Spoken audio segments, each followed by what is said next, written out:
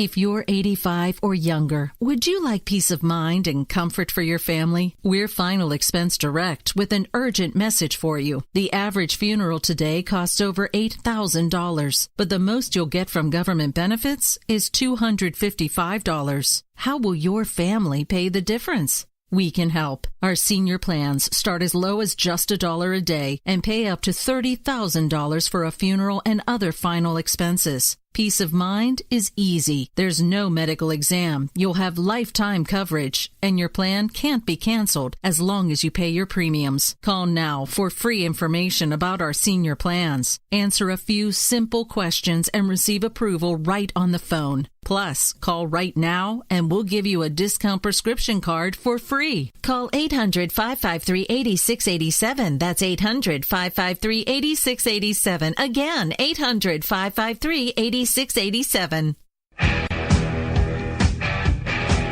KLRN Radio has advertising rates available. We have rates to fit almost any budget. Contact us at advertising@klrnradio.com.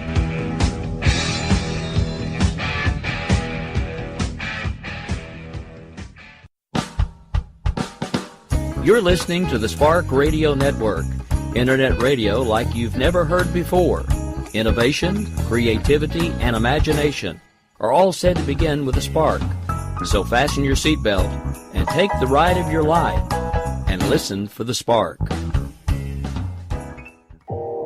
You are listening to KLRN Radio, where liberty and reason still reign.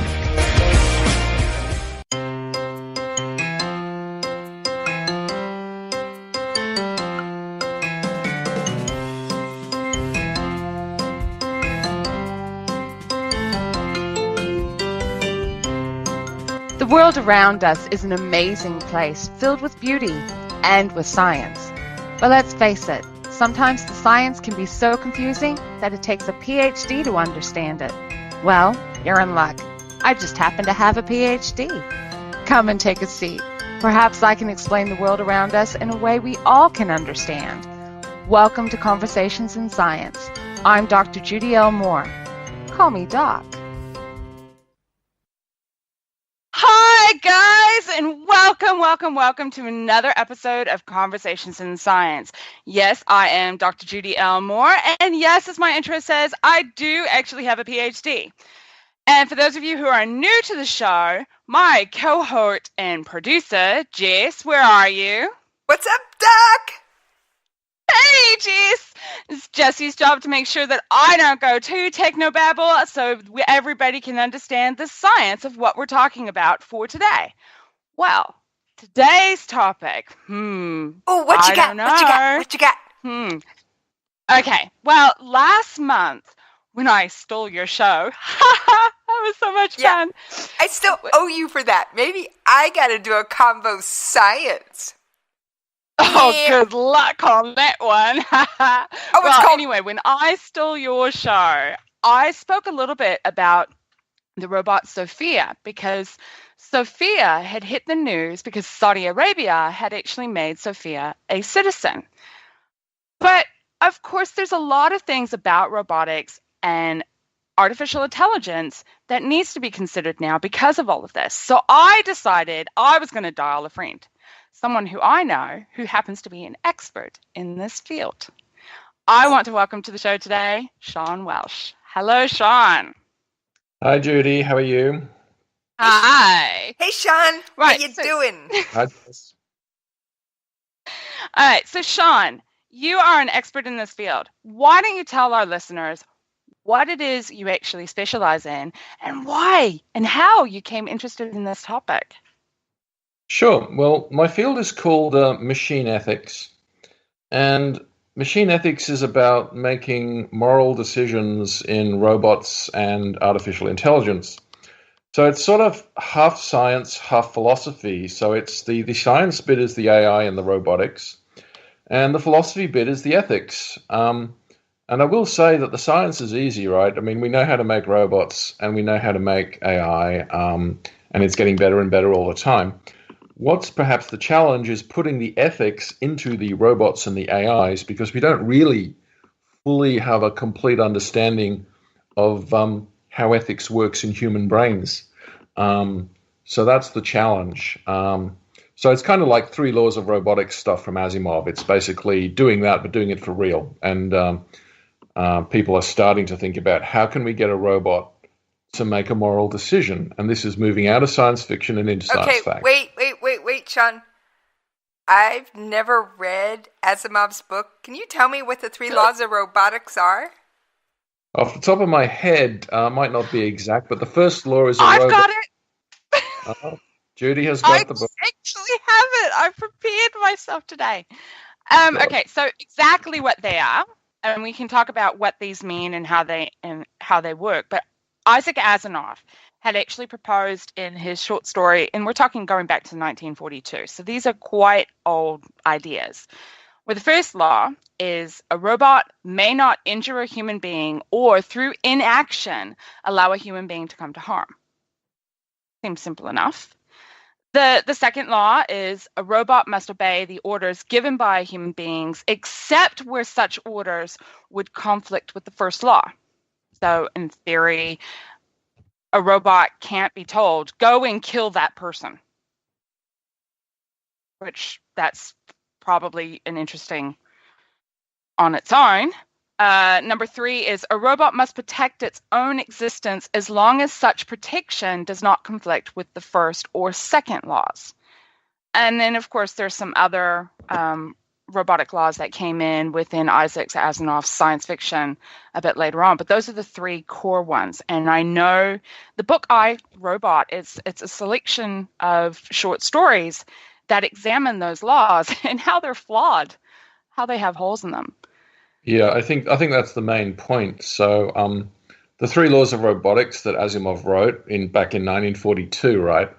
And the full context of that story, Asimov was making some fairly liberal assumptions about the future.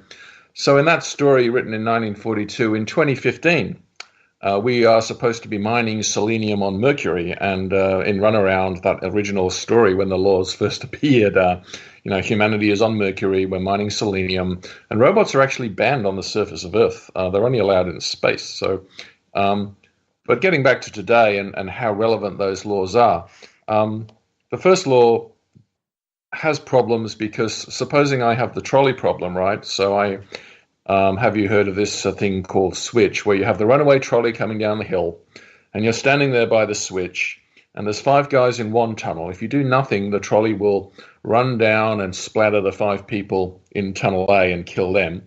Or if you throw the switch, the trolley will run down and splatter 1 guy in tunnel B. So no matter what you do, you either have to harm humans or through inaction allow a human to come to harm. So a trolley problem is a real problem for the first law because it can't do anything. It can't do A or B, but so it'll end up, freezing and doing nothing. And obeying orders, the second law, is basically a problem. Supposing Judy says to the robot, post the letter, and I say to the robot, don't post the letter, clean the kitchen. What's the robot going to do? Who is the robot going to obey if both the orders are legal? So there are problems with the 3 Laws of Robotics, and they're not generally regarded as plausible. And as Judy says, Asimov spent story after story sort of uncovering the bugs in the laws. So they're like a starting point, but they're not really taken very seriously by people who are actually trying to encode ethics into AI today. So basically, Sean and Doc, these are the foundation. These are the little building blocks that people use to keep in the back of their mind. But they're really impractical when it comes to actually sitting down and writing the computer code, right? Yeah, it's the detail. The detail is the thing, right? As a general idea, it sounds great. Robots should not harm humans or through inaction allow humans to come to harm. Sometimes, however, your choice is between harming more or harming less humans, and that's all you've got. You don't have a, ideal outcome. So it's points of detail. Yeah. Isaac Asimov actually has a 0th law as well. Yeah. And he introduced that in the book Prelude to Foundation. And that one is a robot may not harm humanity or by inaction allow humanity to come to harm. And it was quite interesting because in Prelude to Foundation, it was this whole idea that Hitler was actually killed by a robot. Now, we know that wasn't true, but it's this whole thing of, okay, well, what could have happened if Hitler had survived rather than when he died when he did? And so there is all those questions, and I think that's what we're I think you can correct me if I'm wrong, Sean, but that is basically what is at the core of these robot ethics situation. Is like, what do you do? How do we as humans make those decisions? Yeah. With respect to the zeroth law, I mean, again, that's sort of been introduced to try and fix the bugs in laws 1 to 3 or the shortcomings. And the zeroth law is, but the zeroth law is potentially problematic as well with respect to the cinematic version of iRobot, which doesn't really follow the book exactly, but Vicky, the super intelligent computer, basically acts in accordance with the zeroth law because she arrives at the conclusion through her own remorseless logic and her super intelligence that if you leave humans to their own devices, they will do more harm to each other than if the benevolent robot dictator takes over.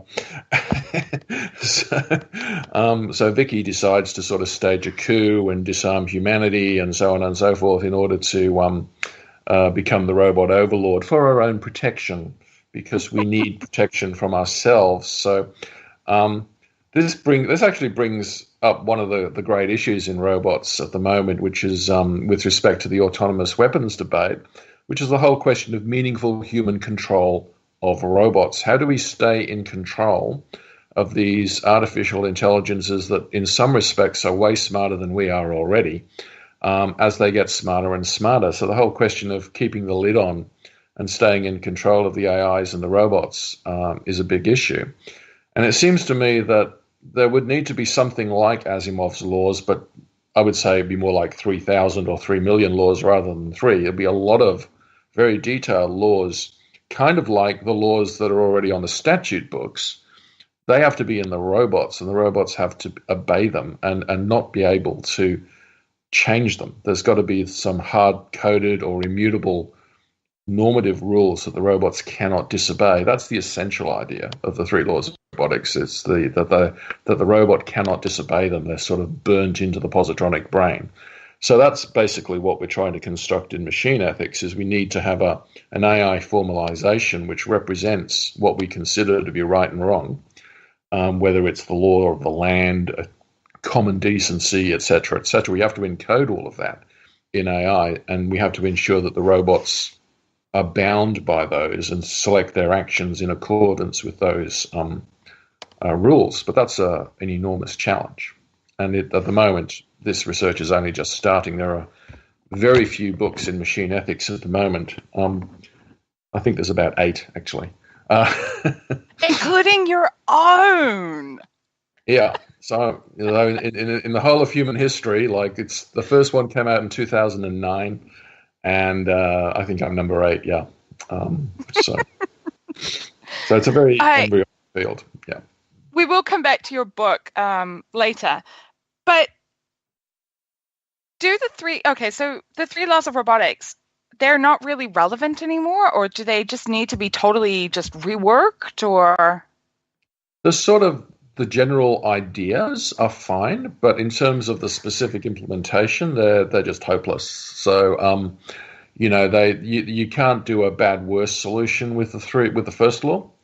You have to have a hierarchy of who's in charge for the second law, and these things have already been sort of worked out. Like in that TV show Humans, they sort of have this concept of like a primary user that can trump the orders of any other user. So, the father of the house sort of is the primary user, and then if the children say, go post the letter, and the father says, no, go and fix the car, the robot there'll be a prioritization mechanism.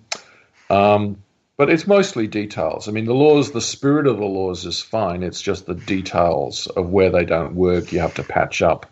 And I just don't think talking about 3 is, remotely adequate.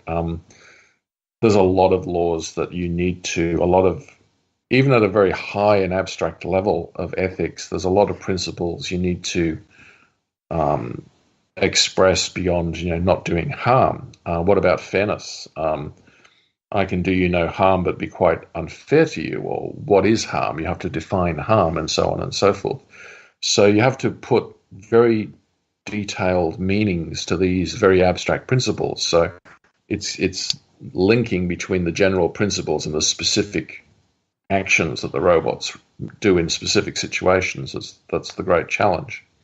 So you might have, 10 or 20 top-level laws, but you're going to have hundreds and thousands of lesser laws which are subordinate to those high-level laws.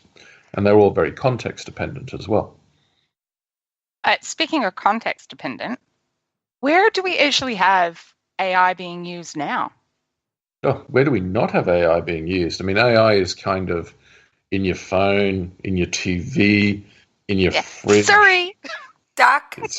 I've got a robot that vacuums my house. Exactly. What was that? I've got a little, one of those automatic little vacuum robots that'll run around my house. Roomba. I don't. I have children for that. Yeah. I have host One kitty. of the great ethical arguments for robots is it eliminates slavery. So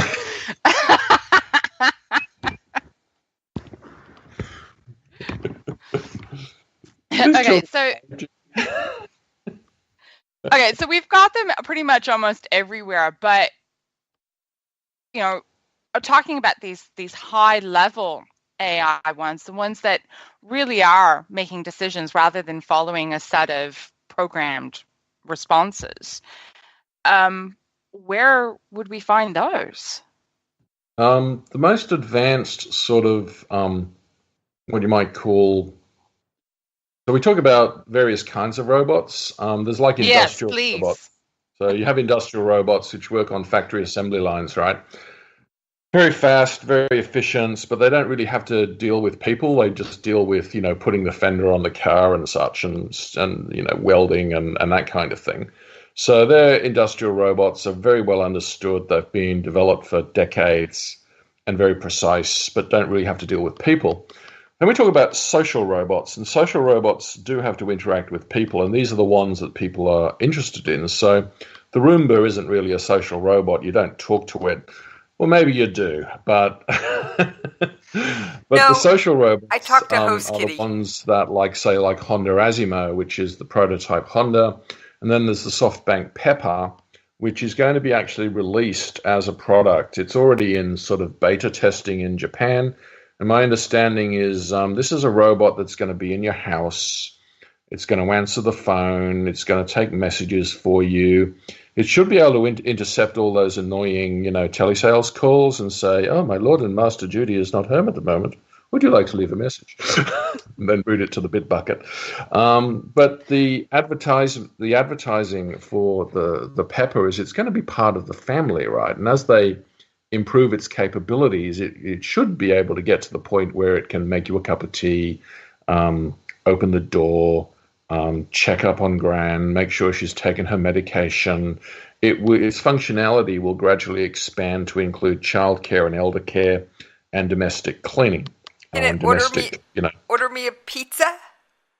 Absolutely, that's quite easy. Pizzaing is pretty easy. Yeah, that's not difficult at all.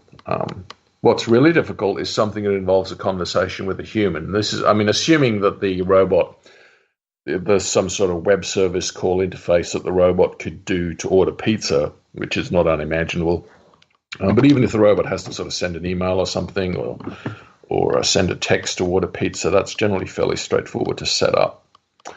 So the robots, what's really hard for a robot to do is like fold your laundry. That's insanely difficult. Loading your dishwasher is insanely difficult. If you ask the robot what the square root of 58,922 is, it'll take 0.01 of a second to answer that. But if you tell the state-of-the-art robot to fold a load of laundry, I think the state-of-the-art robot's taken about 45 minutes to do that, and it costs $1 million, that robot. So Okay, so it would take about 45 minutes for the load of laundry. Right. I think that's actually about the same amount of time that it takes my children to do the load of laundry. So, it's not really much an advancement there. Yeah, they need to work on that one. But look, Judy, to give an idea of how fast this field is moving, you might have seen on the internet Atlas doing a backflip the other week, maybe a week or two ago. So Atlas is this big clunky robot that's designed for sort of the DARPA Grand Challenge about 4 years ago. And 4 years ago, this thing was falling on its face. It couldn't walk up a flight of stairs. It fell off. It fell on its back, and it sort of was waving its arms and legs about like a cockroach on its back. It was a completely useless robot in terms of doing anything agile.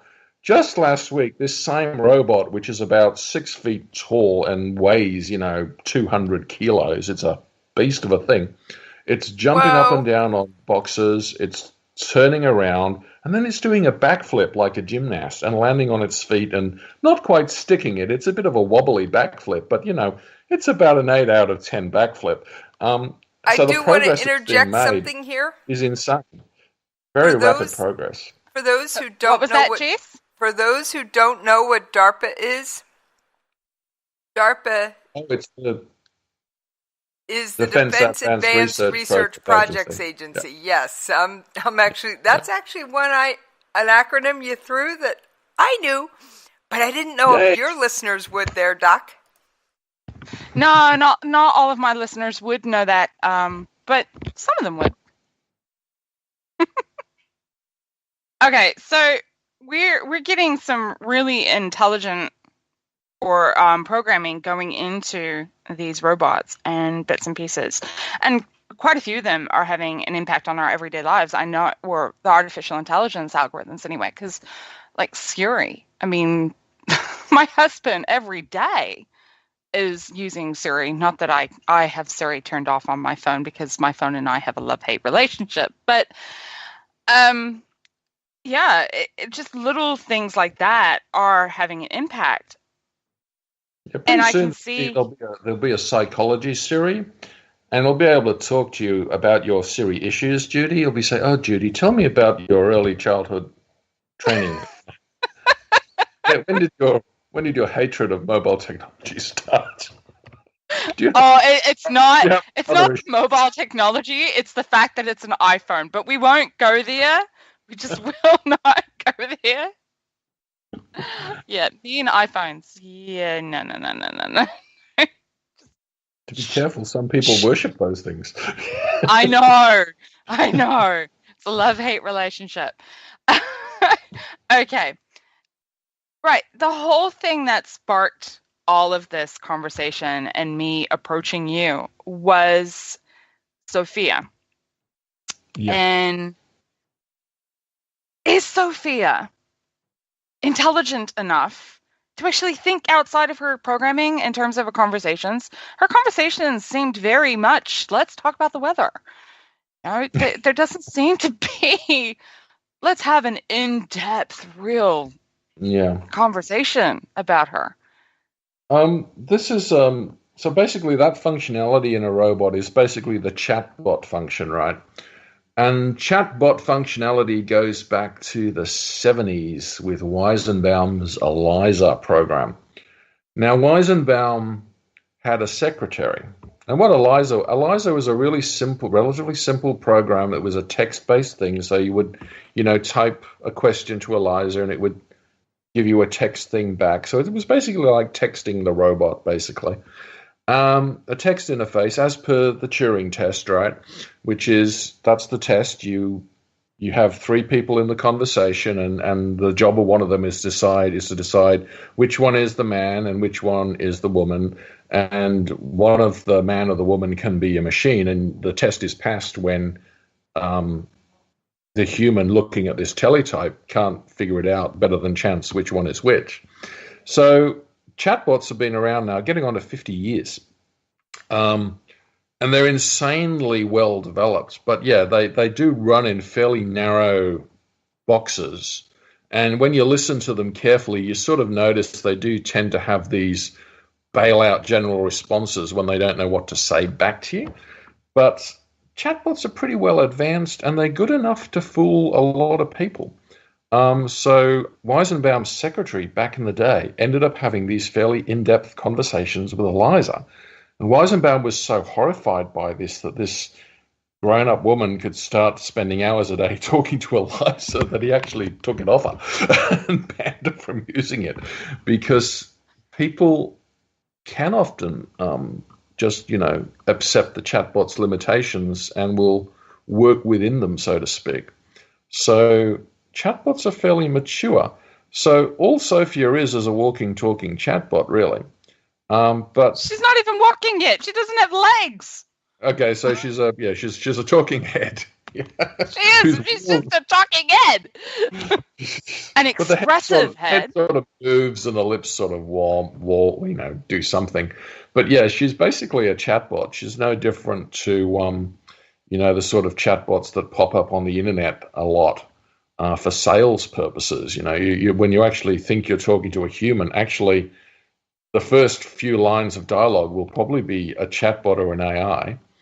And once your conversation gets interesting enough or hard enough, it might flag the attention of a human, and you might not actually see the transition. This technology is pretty mature because it comes out of those, when you ring up some banks sometimes and you're talking to the robot, what they call interactive voice systems, IVRs. Those things are kind of like the same technology, the sort of natural language recognition and so on.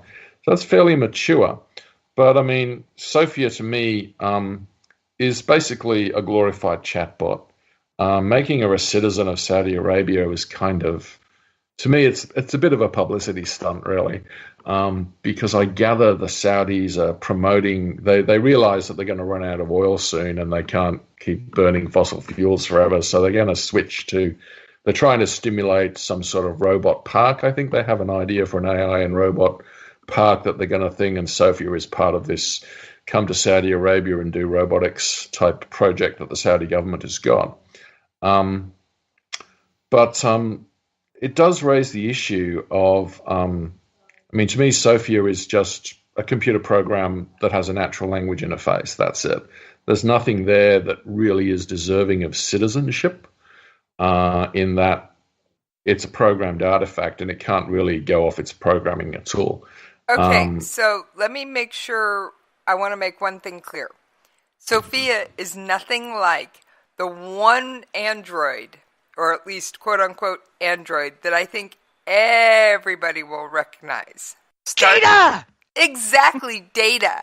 Data seemed to be able to think for himself. The only thing he couldn't do was have real emotions, at least not until the end, but that's a whole other issue. Yeah, Commander Data is an interesting character,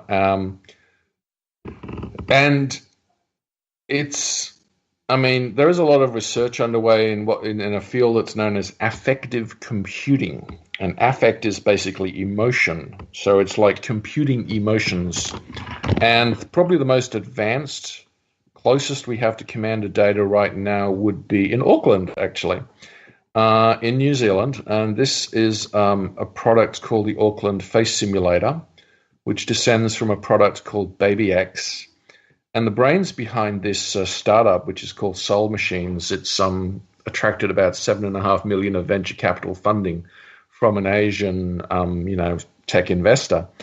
The brains of this is a guy called Mark Sagar, whose background is from the Weta Workshop.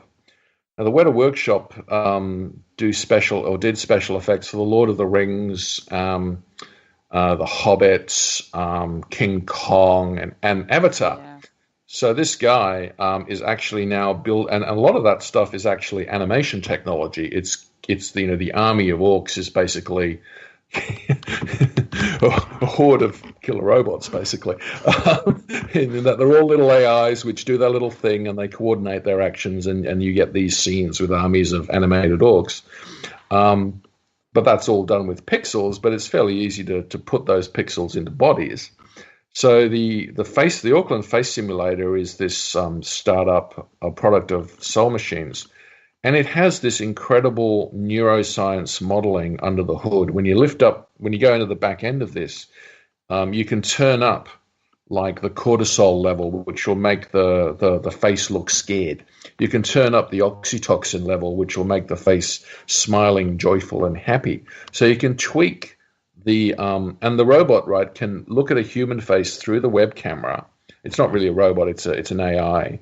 And it will look at your face. And if you're looking happy, well, it will sort of empathize with you or look like it's empathizing with you.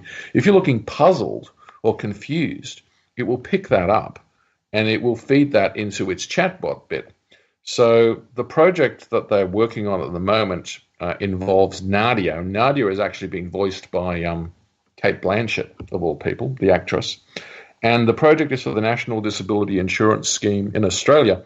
And it's basically a chatbot that will talk to disabled people about what benefits they're entitled to through the NDIS system in Australia. So it's a kind of navigate your way through the benefits bureaucracy chatbot.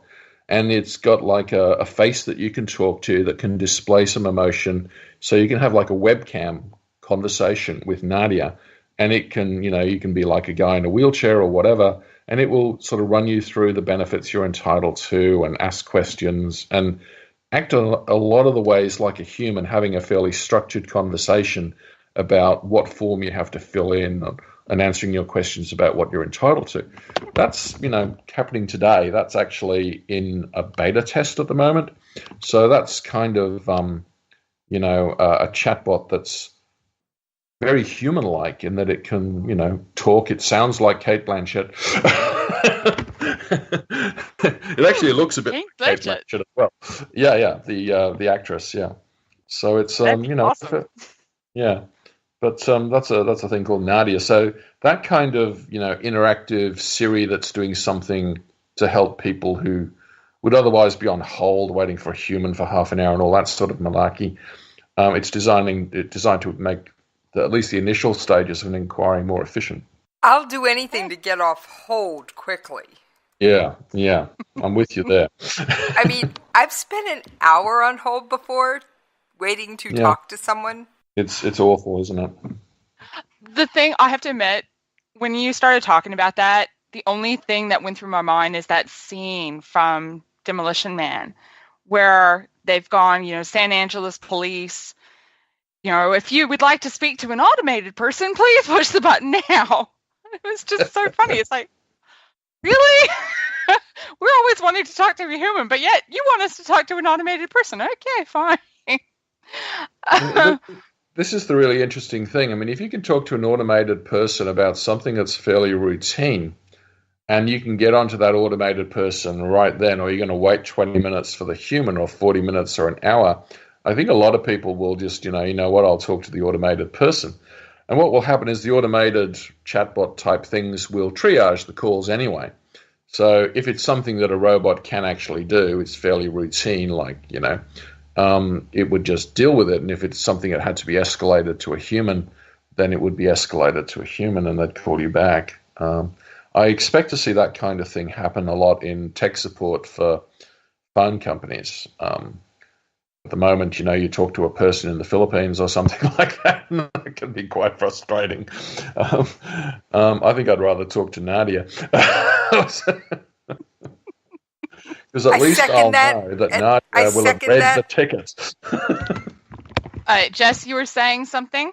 I second that. Sometimes I'd rather be talking to the robot because sometimes the humans are just, annoying.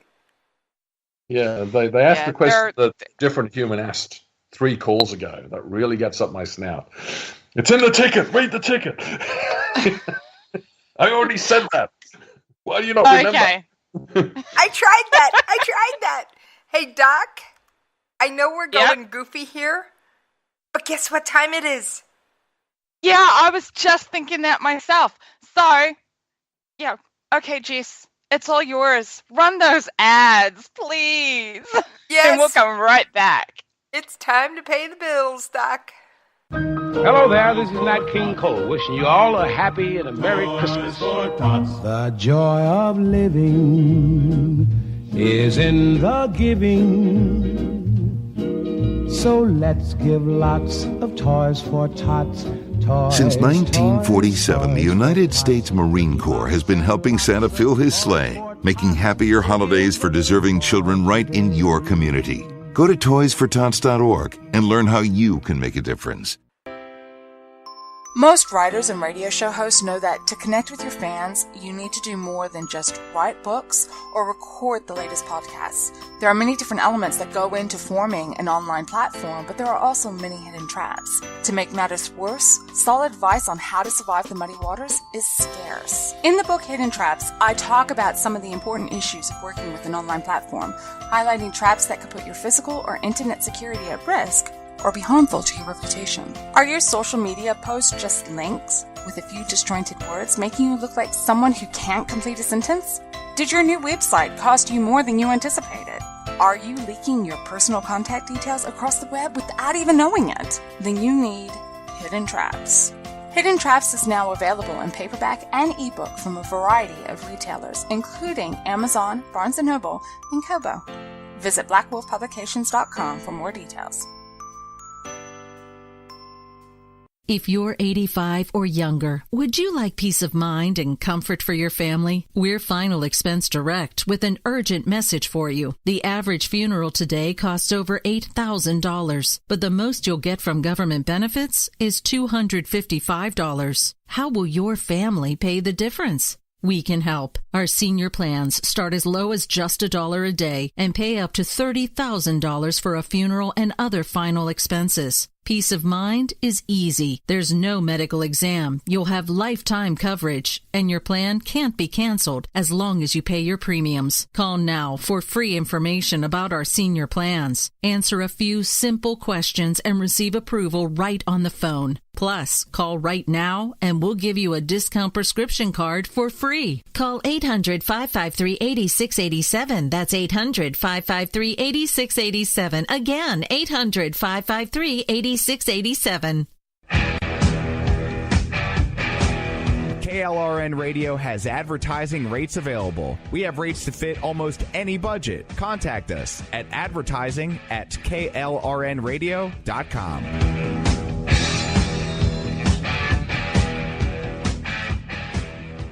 Attention business owners and independent contractors. This is a money-saving message from Tax Mediation Services. If your business owes $20,000 or more in taxes, we can help you today, right now. Listen, dealing with the IRS is no picnic. It's an intimidating and extremely stressful process, and you don't want to go it alone. Our attorneys know every law, every tax break, and every possible opportunity to help you resolve and reduce your tax debt. And if you owe more than $20,000, you may be at the top of their hit list. So don't take your tax debt lightly, because it will not go away on its own. The IRS can seize your bank accounts, your home, and even shut down your business. Call our tax experts today at 1-800-783-0810 and let us deal with the IRS while you focus on your business. That's 1-800-783-0810. Again, that's 800-783-0810. My son was in the Army back during Desert Storm, but even then he wanted an MBA. He looked at a dozen schools, but only one offered the online education and flexibility he needed while he was in a tent in Iraq, Grantham University. Turns out that Grantham's been delivering affordable, relevant college and advanced degrees for over 65 years. Heck, if they can deliver a quality education to a soldier in a tent overseas, think about the flexibility Grantham can offer you so you can earn your degree too. It doesn't matter how complicated or full your life is. If getting a degree is on your bucket list, you'll want to do what my son did. You'll want to call Grantham. Find out how easy it is to get started on your education so you can check that college degree off your bucket list. Call Grantham right now, 800-910-1370. That's 800-910-1370.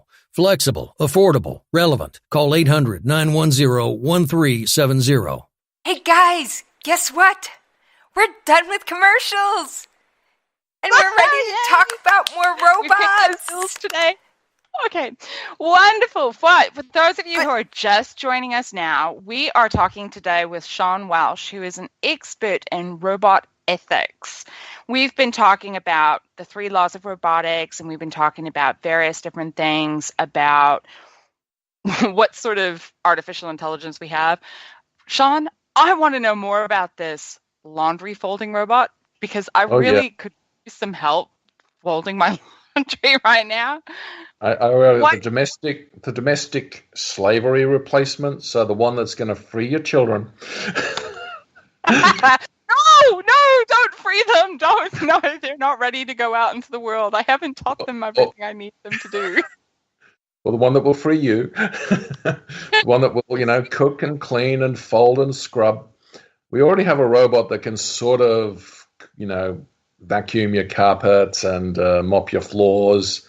But you really want one that's going to be able to stack the dishwasher, put it on, add the detergent, unload the dishwasher, and not break all the glasses. You want one that's going to go into ground zero, which is the children's bedroom, and pick up all of that mess. Just pick up the socks, pick up the underpants with all the unspeakable atrocities. I know. Like this is the liberation, right? This is what gets me excited. A robot that can just come around your house and tidy up and clean and maybe wash the windows and do all of this stuff, which is fairly boring and kind of programmable. But is hard for robots to do because of the tactile dexterity that's required and also getting the cost down to where it's affordable. Like that laundry folding robot at the moment takes 45 minutes to fold one load. That's just to fold one load of laundry, by the way. Somebody else actually did the laundry. To get a robot, though, that can... like a robot that's at a price point of, say, $2,000 or $3,000 or $4,000 that can do that. And that's basically what the SoftBank Pepper will sort of head towards. But the initial release it's not really there yet, It's basically kind of like a walking, talking mobile phone handset that can do a few extra things. But they've designed it so that you'll be able to download updates, and the updates will enable the robot to do more stuff. And they want to sort of open it up so that third-party developers can say, wouldn't it be cool if Pepper could scrub your windows, and somebody will add a scrub windows module to Pepper. And so Pepper will, gradually become this sort of, like your PC, you can just download programs which enable you to do different things with your robots as they'll be basic sort of chassis, and then you'll download some extra AI which will enable it to do something a bit smarter. So you'll get that kind of model. So that's what's really exciting, I think, of the domestic robot that just, cooks, cleans, answers the phone for you. I was thinking if it's the one that's going to answer the door when those troublesome people come around and want to talk to you about somebody. Yeah. I think I out the paintball marker and it says, "Get off my property," in the Terminator voice. I want to talk to you about Buddha. Get off my property. Hasta la vista. I think I would settle for a robot that could cook and do laundry. I mean, really. Take the rubbish out. Oh, yeah. I mean, okay. In Christchurch, we've got those organic bins. We've got, we separate our rubbish out, and we've got this organic bin. I don't know about yours, Sean, but mine, oh my God, is it rank. It is just really awful, foul smelling. And the fact that we're heading in summer is only making it worse. Yeah, but honestly, my kids, they're like, rock, paper, scissors. Who's going to take out the rubbish? Because nobody wants to deal with that din. And it's like, hey, we'll send a robot. That sounds good. A robot can take out the rubbish. Yeah. Hey, Doc, I need help taking out my rubbish too. Nobody wants me taking out my rubbish. Yeah, the last time you took out your rubbish, you broke your arm. What you don't know, Sean, is I'm in a wheelchair. Oh, my God.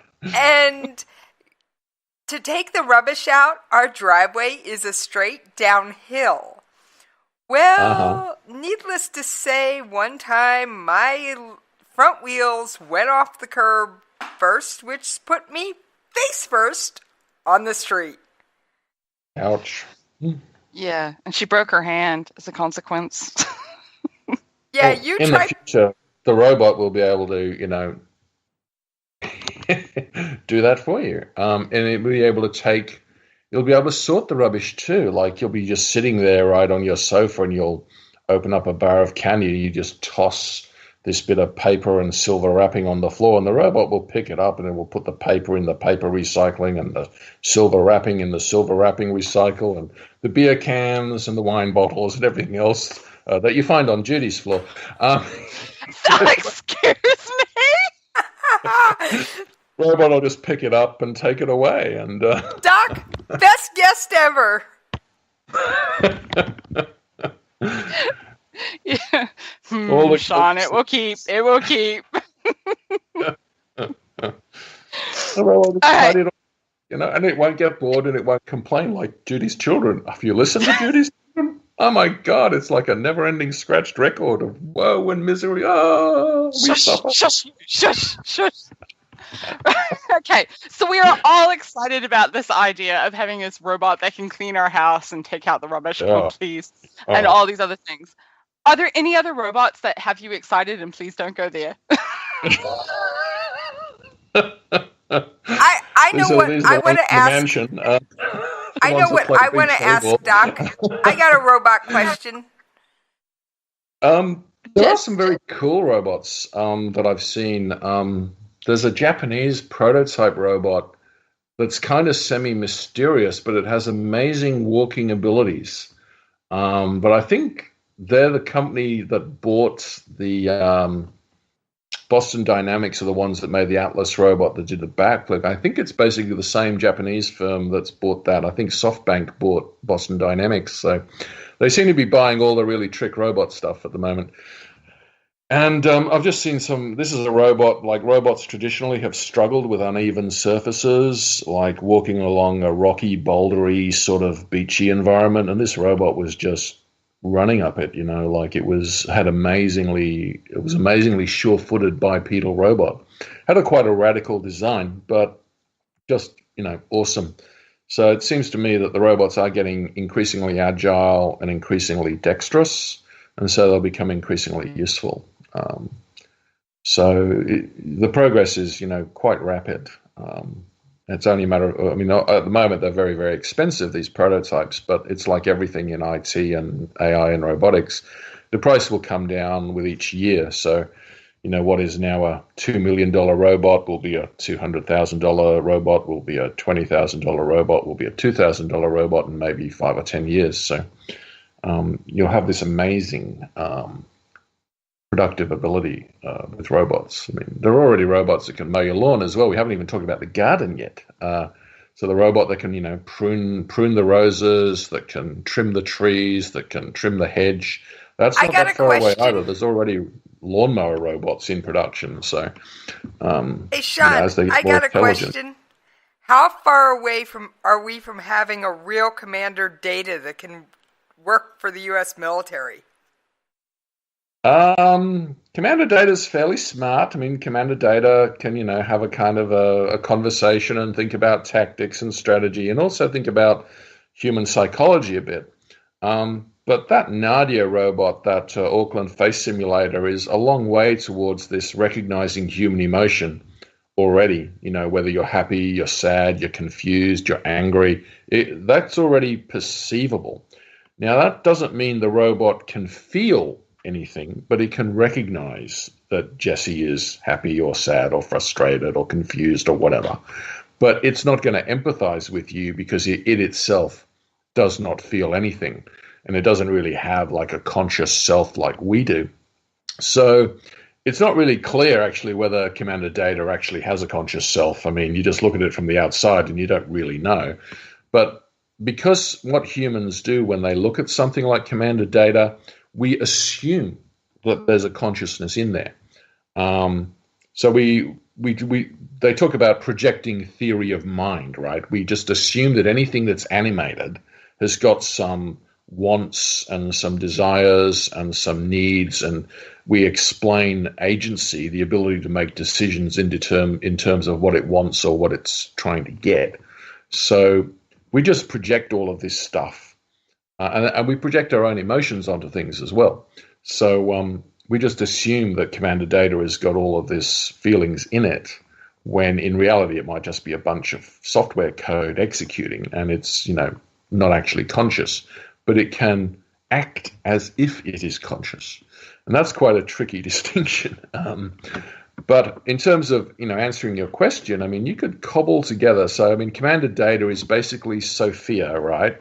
The head of Sophia, which exists, with better affective stuff. So with the Nadia type affective computing, plus being able to walk around. So you want the Atlas type agility, which already exists, plus the super intelligence, in which case, you know, you plug it into Watson as its back end. So with those things that are already lying around, like the agility of the Atlas, the sort of emotional smarts of Nadia, the ability to have a basic conversation of any chatbot, plus the mobility, you're getting pretty close. And with the sort of ability to learn new tricks that Watson gives you, or maybe AlphaGo Zero type technology gives you, I know one more thing you'd need to add. As far away from Commander Data as you'd think. I know maybe 10 to 20 years. One more thing you'd need to add. You'd probably need to put in a database of the entire Library of Congress. Well, Watson can do that already. I mean, the Jeopardy bit of Watson can give you pretty much the whole of whatever knowledge base you want. So yeah, so Watson gives you that potentially already. So you get all of that factual, being able to just look up, you know, who flew the first plane, whatever, just bang, it's there. So yeah, that stuff, you know, the bits and pieces you need to build that sort of thing are sort of in existence. So the main thing that we're still missing is like the ethical dimension, you know, the moral compass. We don't really have an ability to formalize that yet, but that's the area that I'm interested in, and that is basically what my book is about, actually. So how do you build a moral compass in a robot? Well, you get a bit of magnetic steel and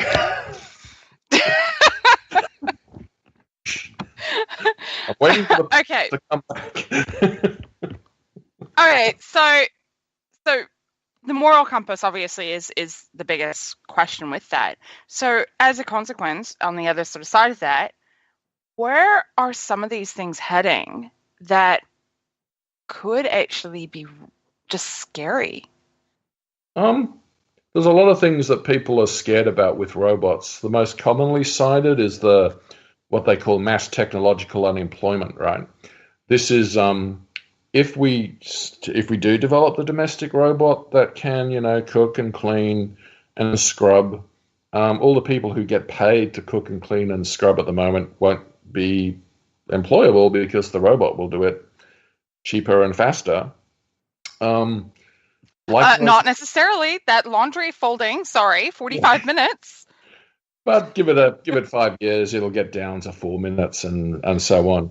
And at the moment, the cost factor is prohibitive, but extrapolating a few years down the track, maybe 20 years down the track, you might have it that any old household robot that you can buy for a couple of $1,000s that looks like Chappie or one of those robots in the movies that can, you know, walk and talk and do stuff.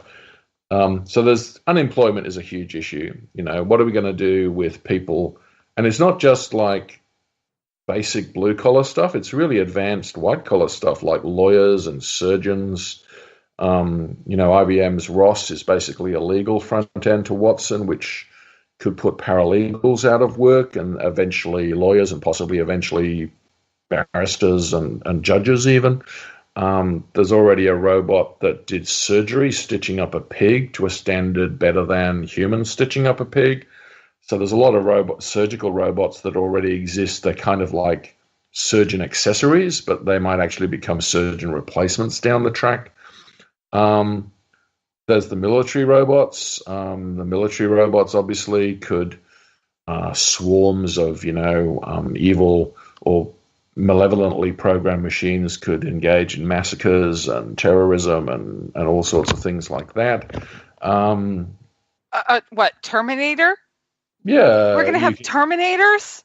We already sort of have some robots that can shoot the enemy.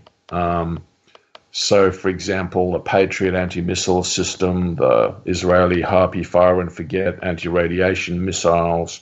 These things at the moment have got very specific missions, right? Patriot basically shoots anything coming at you doing Mach 2 or higher in the sky, or Flanks, which is the one the Navy used, can actually shoot a speedboat or an incoming missile completely automatically without any human involvement beyond switching it on and saying, the stuff has hit the fan, we're being attacked. They hand it over to the close-in weapon system and it shoots down whatever is coming at it. And it can't really tell whether there's a human flying a kamikaze plane or whether it's just a missile, because it's just a blip on the radar coming in at Mach 2 or Mach 1 or whatever the speed is. So we already have these autonomous weapons. Like there's a Sentry robot on the border with North Korea, which the South Koreans deployed about 10 years ago now. And this is basically, at the moment, it can be remotely piloted, but it can switch to an autonomous mode. So, if you've got 600 North Koreans charging over the DMZ, you can sort of sit there with the button and just hit them one by one yourself, or you can switch the machine, allegedly, to autonomous mode and just let it shoot the 600 targets all by itself. So that sort of weaponry, autonomous weapons, already exists. And what worries people is that you could put this into more smaller and agile platforms and make them more offensive. Like you could make a Predator drone or a Reaper drone completely autonomous without, if you get the ability to recognize targets is good enough. And there are, of course, some targets which are easier to recognize than others. So it's fairly straightforward to send an unmanned weapon to destroy a static target, such as a telephone exchange or a bridge. I mean, Tomahawks can do that today. You just put in a coordinate and the missile will make its own way there. You don't actually have to hand steer it onto its target. Likewise, with these future drones in particular, it's entirely possible that drones could be programmed to destroy tanks or trucks or bridges or targets of opportunity, even, infantry, without any human fingers on the trigger at all.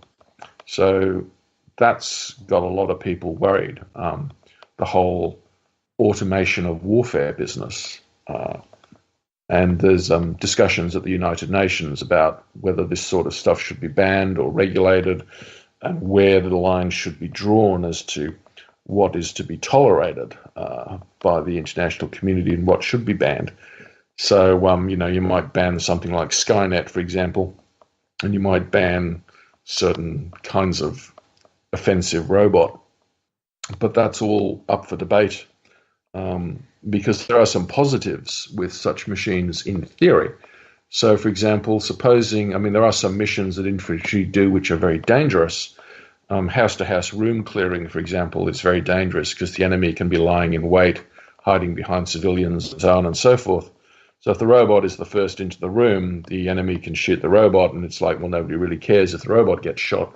And the robot can say there's an enemy in this room, and then they can send in a little flying drone, hand grenade type robot to go and blow the enemy up or shoot them in the head.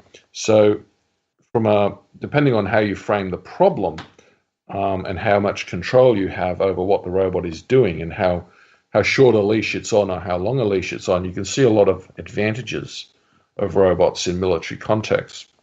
The uncontroversial things are bomb disposal robots. Nobody has any great problem with bomb disposal robots.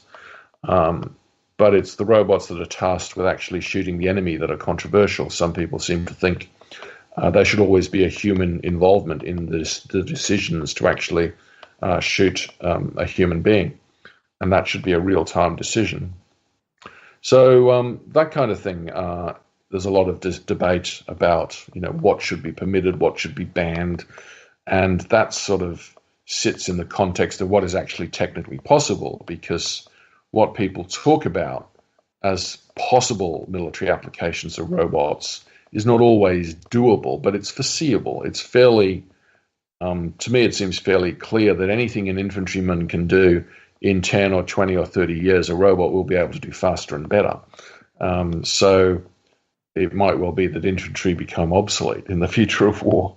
That's not going to be fun. All right. All right, so moving away from the military robots and those sort of things, and coming back to, say, Sophia. Yep. Okay, when Sophia was made a citizen of Saudi Arabia, there was quite a few conversations on the internet about some of the conversations that we are going to have to think about eventually, but this has brought forward to the ground. It's things like, what sort of rights should we be giving AI and those sorts of things? Are we even ready for those conversations? People have started, like in the academy, certainly. There are some people who have been talking about robot rights now for several years. It's not, a brand new idea, but most people still seem to think that it's kind of, yes, in theory, if you make some large technical assumptions, then you would give a robot some rights. To me, the critical thing is, the analogies people make is, it seems to me fairly straightforward to sort of give a robot, which is, tin can with some thinking in it, much the same rights as, say, a company has. A robot could plausibly be an agent of a company and have the same rights as a company has, because the robot is just the company. So it can, buy and sell things, and it can contract to do stuff, and it can pay and be paid, and so on and so forth.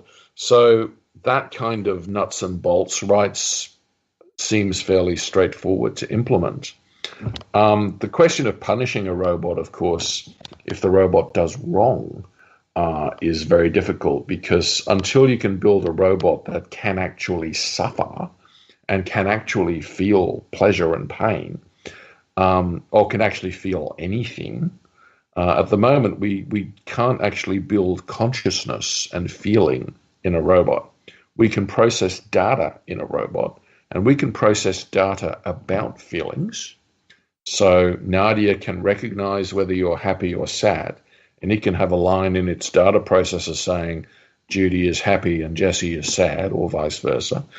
But it can't actually empathize with your happiness or sadness. If it's going to do something, it's going to be following rules. So robots are still rule-following things. And the newer machine learning AI has a capacity to sort of discover some rules, but it will discover the rules according to its training data and its training algorithms. So they're still a long way from being things that can feel pleasure and pain, that you can hold morally responsible in particular, and that you could punish if they did moral wrong. They're still basically mechanical devices like clockwork. It's a bit odd, and it might be very complicated and sophisticated clockwork, but it's very hard to sort of really be giving human rights type rights, like the right to life and the right to liberty and the right to the pursuit of happiness, to something that's not actually alive, that doesn't really know freedom from servitude, and which doesn't really feel happy or sad. It doesn't feel anything. So some rights are kind of misplaced. The right to buy and sell, though, is kind of already delegated to machines. Stock trading AIs, for example, buy and sell on behalf of the companies that own them already. So that kind of thing is fairly straightforward, but it's the more the human rights, I think, which are difficult to see being delegated to robots until such time as we can build consciousness and we can build feelings. But nobody has any clue how to do that at the moment. We don't really fully understand how human consciousness works. We don't really fully understand how human feelings work. As individual people, we know what consciousness is and we know how feelings feel, but nobody has a clear idea how to build this from scratch. So until we have that idea, until neuroscience gets to the point, this is how you build consciousness. Starting from scratch, you need 2 eggs, a whisk, and a bowl, or whatever. Until you can build consciousness and build feelings, it's hard to see, the rights thing getting to the same level as humans. I think that sounds sort of fair. Okay, so basically, this whole area is just it really comes down to us just not having a full understanding of how we are going to program this information. And it really is, it's a bunch of zeros and ones. I mean, even our own human brains really are a bunch of zeros and ones, but how they evolved into something else, I don't know. And I don't think anybody else really knows the answer to that either. Yeah, that's what they call the hard problem of consciousness. And it's called a reason, yeah. Yeah, I mean, because I remember there is an episode in Star Trek TNG where they talk about sentience and they talk about, a soul. And I seem to remember distinctly, I mean, because it was all about whether Data was property or whether he wasn't. And at the end of the day, the whole argument came down to, did Data have a soul? And I seem to remember that judge in that episode went through and said, do we as humans have a soul? What is a soul? Nobody knows. Yeah. We can't define it. No. But most humans will understand to what that refers, right? Whether you call it a soul or your spirit or phenomenal consciousness or just consciousness, most of us know that we have a self, that we feel, that we suffer, we have joy, we have a range of emotions. So the being able to think of yourself as a person that has a character, that makes decisions for which you can be held morally responsible, all that kind of stuff, that legal accountability stuff, it's hard to see a robot getting to that point. Though, look, maybe we're just around the corner from it. Maybe it's 50 years away. Maybe it's 100 years away. Yeah. Okay. So difficult to predict that one. Okay, so this area of science, which is a crossbreed, obviously, with philosophy, you said there were only like 8 or 9 books. 8 or 9. That's it. Yours is one of them. Yes. Tell us about your book. Well, my book has got the rather daggy title. It's called Ethics in Security Automata. And it's about the morality of robots using force against human beings. And this is kind of like Asimov's first law stuff. So some of the moral examples I talk about are the switch problem and the footbridge problem.